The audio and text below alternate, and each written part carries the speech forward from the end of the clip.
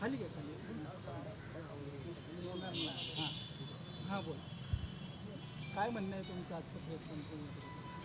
आज आम्ही त्यांचं अँटिसिपेटरी बेलला कॉन्टेस्ट करतो आहे आणि आमचं म्हणणं आहे की इतके पुरावे असताना त्यांचे बेडरूममधले स्वतःचे न्यूड पिक्स धरून मारहाणीचे पुरावे आहेत, शिवीगाळचे पुरावे आहे, व्हिडिओ एव्हिडन्स आहे त्यांच्या मिसेस आणि त्यांनी धमक्या दिल्याच्या.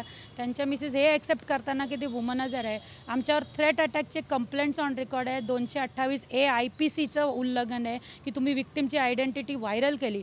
असं असताना 376, 377 थ्रेटच्या असॉल्ट अशा गुन्ह्यामध्ये जर कुठल्या पॉलिटिशियनला तुम्ही बेल देताय तर that gives a very wrong message to the entire country की बायकांनी मग आवाजच काढू नये. कारण तुम्ही इतके पुरावे असताना जर एखाद्या अक्यूजला हे ट्रीटमेंट वेगळी कशाला? रोहित टिळकांना जेव्हा उदयनराजेंना साध्या थ्रेटच्या केसमध्ये कोर्ट रिजेक्ट्स बेल ॲप्लिकेशन, तर असं असताना तुम्ही 376, 377 सारख्या सिरियस गुन्ह्यामध्ये रोहित टिळकांना फक्त पॉलिटिशियन असल्यामुळे बाकी सगळे कायदे डिसरिगार्ड करून बेल कसं होऊ शकते? ह्याच्यामुळे आज आम्ही ते ऑन रेकॉर्ड टाकणार आहे. Last order was x party. आमचं म्हणणं ऐकलं गेलेलं नाही आहे. पण आजच्या तारखेला जेव्हा threat by acid, threat to life, medical evidence destruction हे सगळं असताना इतके दिवस अक्यूजला तुम्ही स्टेटमेंट न घेता, मेडिकल रेकॉर्ड्स डिस्ट्रॉय होतात, मेडिकल एव्हिडन्स डिस्ट्रॉय होते. असं असताना काय ग्राउंड असेल की तुम्ही त्यांना बेल देता? हे आम्ही आज न्यायालयापुढे ठेवणार आहे. आणि त्यांचं काही झालं तरी हायकोर्ट, सुप्रीम कोर्टपर्यंतही आम्ही घेऊन जाणार. पण हे मी माझ्या फक्त याच्यासाठी भांडत नाही. त्यांच्या मेसेजच्या अनुसार असे त्यांनी खूप बायकांबरोबर केलेलं आहे.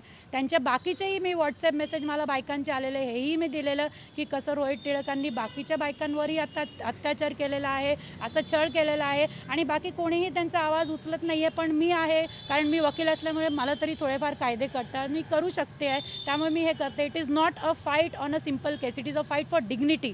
की तुम्ही एक पूर्णपणे खोटी केस कोर्टासमोर आणलेली, एकही त्यातलं फॅक्ट खरा नाही आहे. आम्ही सगळे पुरावे कोर्टासमोर दिले. आम्ही हेही दिलं की आमचं ब्लड टेस्ट घ्या. जर यांचं म्हणणं आहे की आमचंच कॅरेक्टर खराब आहे, आम्हीच दारू सिगरेट पितो, तर आम्ही आत्ताच्या आत्ता डॉक्टरकडे जाऊन तुमच्या ससूनमध्ये जाऊन टेस्ट देतो की तुम्ही प्रूव्ह करा की एखाद्या बाईवर असे आरोप करून तुम्ही बेलसाठी मागणी करू शकता का? आणि तेच रोहित टिळकांचं 1 लाखाचं जे दारूच्या दुकानाचं बिल आहे तेही आम्ही पोलिसांना काढायला सांगितलं. त्यांचंही लिव्हर टेस्ट करायला सांगितलं, कारण ते लगेच कळेल की कोण अल्कोहोलिक आहे. त्यांना निकोटीनची सवय आहे, त्यांच्या तोंडात 24 तास तंबाखू असते त्यांना. म्हणून आम्ही नार्को टेस्ट आणि बाकीचे टेस्ट करायचं लगेच कोर्टाने आदेश द्यावे. कारण बाकी तर काही नाही, तुमचं ॲप्लिकेशनच खोटं आहे, तुमचं व्हेरी बेसिस ऑफ ॲप्लिकेशन खोटं आहे, हे तरी कोर्टासमोर यायला पाहिजे. आणि असा खोटा ॲप्लिकेशन करणारा माणूस जो इतकं छळ करून 3 वर्षाचे विटनेसेस, एव्हिडन्स, मेडिकल रेकॉर्ड्स, बाकीचे documentary evidence, video, CCTV footage, video footage हे डिसरिगार्ड करून जो माणूस इतका खोटं बोलू शकतो त्याचं काय कॅरेक्टर असेल? एखाद्या बाईलाच तो डिस्क्रेडिट करतो बेल ॲप्लिकेशनमध्ये,